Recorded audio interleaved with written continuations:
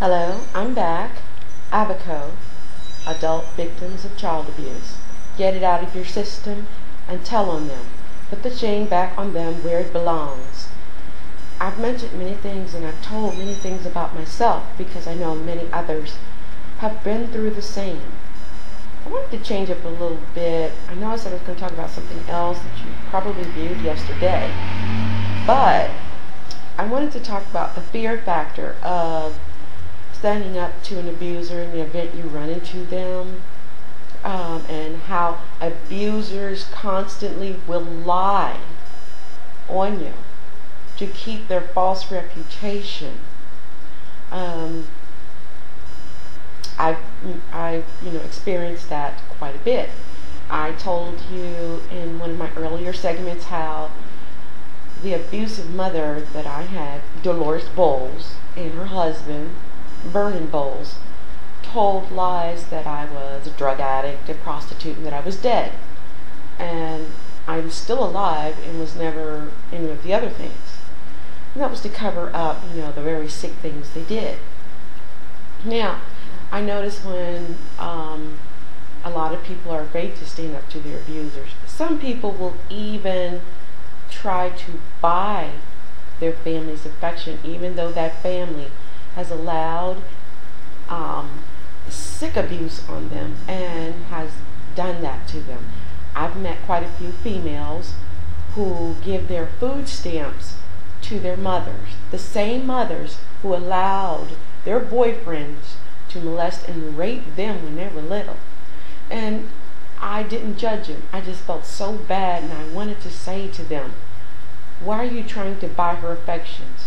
Your mother doesn't care. I wanted to say, and excuse my French, your mother is a very sick bitch, and maybe if you detach yourself away from her for a long time, then you'll be able to see the real picture.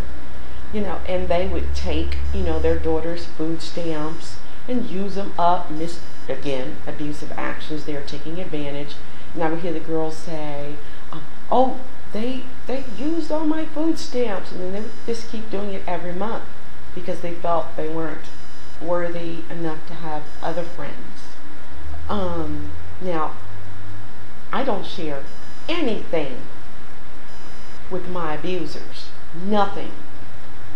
And I have had some pretty nice friends, and I've shared with them. Now, I'm sorry you can't read the graphics here. That's not a good thing since I am a graphic artist. But putting the shame back on them, like I said, is telling on them. Now, I notice a lot of people don't have respect for what police officers or authority figures. I perfectly understand. I don't have any respect for authority in any way, shape, form. I just pretend to, because that's the worldly law.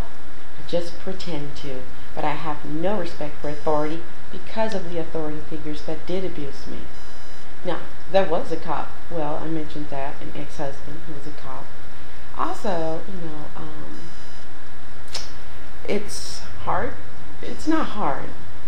When you've been abused by authority figures, you're not going to have any respect for them in any way, shape, form. So no wonder our young people are out here robbing and bashing up older people upside their heads. They have no respect for them, and I understand. I'm not saying it's right, but that older generation, they allowed that abuse, they carried on that abuse. Now they're reaping what they sowed. When I hear of a teenager or someone close to my age bashing up, an older person upside their head, or knocking them down, whether it be male or female, an older woman or older man, I don't really have any feeling, because when I hear about it, my first thought is, yeah, they're knocking my mother upside her head. Yeah,